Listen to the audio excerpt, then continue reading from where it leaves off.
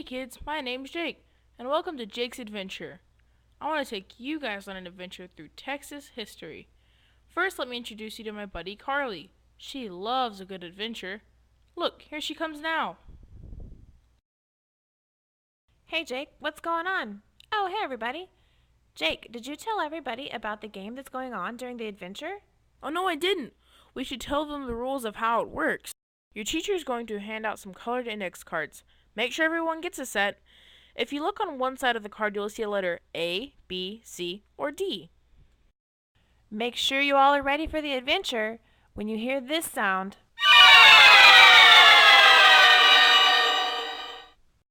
The game begins. A question will pop up with a multiple choice answer. All you need to do is hold up the card you think is correct. If you think your answer is correct, then write the question number on the opposite side of the card. Okay, now you know the rules of the game. Let's saddle up and get ready for our adventure. Let's start off in the mid 1700s. People still believed in having a king.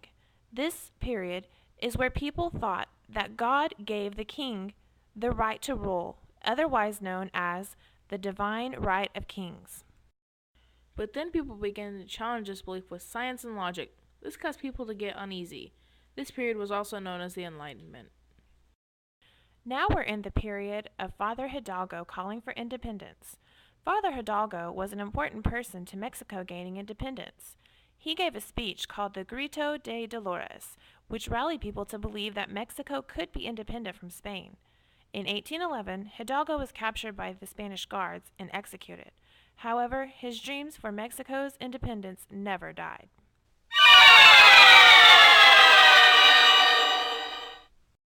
Okay, you know what time it is. Here's your question. What was the theory called that gave the king God's consent to rule? A. The Divine Right of Kings. B. Taco Tuesday. C. Charles Williams. And D. The Enlightenment. Okay, everybody, hold your answers up.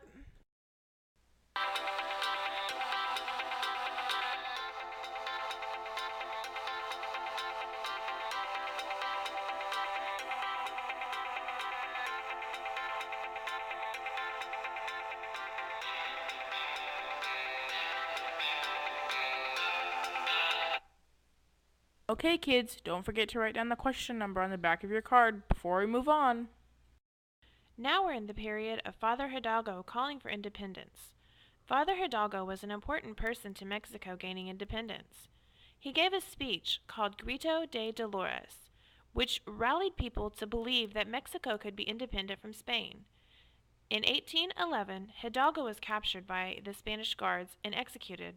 However, his dreams for Mexico's independence never died. Later that year, Hidalgo's supporters led a group of rebels to overthrow Spanish control in San Antonio. Once overthrown, they named the town Las Casas, and then took control of La Bahia and Nacogdoches. Later that year, on January 22nd, Las Casas declared itself independent. In Spain, Hidalgo's followers continued to fight for independence years after his death. After Juan Bautista died, Jose Bernardo Gutierrez left Navarro Santander and fled to Louisiana, re-established an army. Rivers, cities, landforms, and foods and everyday items remind us of Texas's Spanish heritage.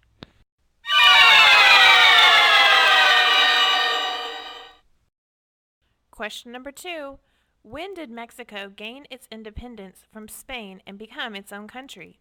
A. August 24th, 1821. B. On St. Patrick's Day. C. 4th of July. D. April 29th, 1820.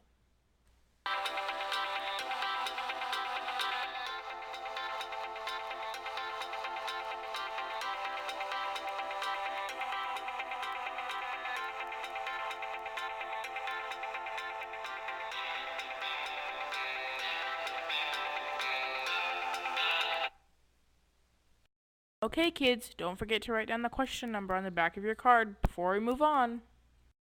Now let's take a look at the surge of immigration to Texas. We'll start off with Moses Austin. He was born in Connecticut in 1761, and during his business dealings, he developed a keen interest in mining. After learning of George Morgan's colony in what is now Missouri, Austin moved to operate a lead mine. Austin traveled to Texas in 1820 with an ambitious plan in mind. He wanted to bring 300 families from the United States to Texas. Austin traveled 800 miles for approval from Spanish officials. Once he reached San Antonio, he confronted Governor Antonio Martinez with a signed petition. Martinez strictly followed Spanish policies and had to reject Austin's petition. The Spanish officials had seen too many filibusters try to seize Spanish lands before. Disappointed, Austin prepared to leave Texas. Little did he know that his luck was about to change. Austin informed an old friend of his, Baron de Bastrop, of his plans, and Baron agreed to influence the Spanish officials to help Austin win their approval. Bastrop arranged another meeting with Martinez, who agreed to send Austin's request to a higher authority. Already expecting a positive decision, Austin then returned to the east to begin recruiting colonists for Texas. Austin had become very ill and was dying when he learned that his plans had been approved. On his deathbed, Austin asked his son Stephen to carry out his dream of colonizing Texas. At a young age of 27, Stephen F. Austin's father died in 1821. Stephen set aside his dreams of becoming a lawyer and set to Texas to fulfill his father's dreams. Stephen was born in Virginia and raised on the frontier. After attending Transylvania University in Kentucky, he served as a legislator for 6 years and briefly as a judge in Arkansas. Despite Stephen's youth, he proved to be the perfect person to make his father's vision a reality. Stephen Austin's first act was to visit San Antonio and meet with Governor Martinez. Erasmo Seguin, a well-known and respected citizen of San Antonio, had been appointed by Governor Martinez to help Austin. On August 1821, Seguin escorted Austin into the city. Governor Martinez legally transferred Moses Austin's grant to his son Stephen's name. Then, Austin had to choose a sign for his colony. After looking over the area, Austin chose land between the Lavaca and San Jacinto rivers. It seemed like the perfect location, unlike the heavily forested lands of eastern Texas. It would be easy enough to clear, and unlike West Texas, it received enough rainfall to raise crops. The grassy prairie provided a good place for settlers to grow sugarcane, cotton, corn, and other crops that they were all familiar with. Austin determined that the first settlement would be settled along the lower Colorado River. After deciding the colony's location, Austin traveled to New Orleans to recruit his colonists. He knew that the colony relied on the character of the colonist. By the term of the impresarial grant, colonists had to be of good character and had to either be Catholic or agree to become Catholic. Austin also looked for people who were willing to accept hard times. Colonists were required to pledge their loyalty to Spain, as shown in the following record of two Texas settlers, Samuel Davenport and William Barr. The impresarial grant allowed Austin to bring 300 families to Texas. These families were known as the Old 300. Settlers that were farmers received 177 acres of land. Those who raised cattle received 4,428 acres of land, and many settlers received both. After Stephen Austin made sure that the colonists were qualified, Baron de Bastrop's government's agent gave land titles to all the colonists. In the beginning of 1821, settlers began to arrive. Some traveled through Nacogdoches along the El Camino Real, and others came by boat.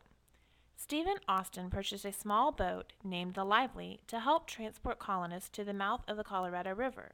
However, miscommunication caused a problem. Instead of the Colorado River, they were transported to the Brazos River. Austin waited at the Brazos River, but some settlers gave up and decided to return home.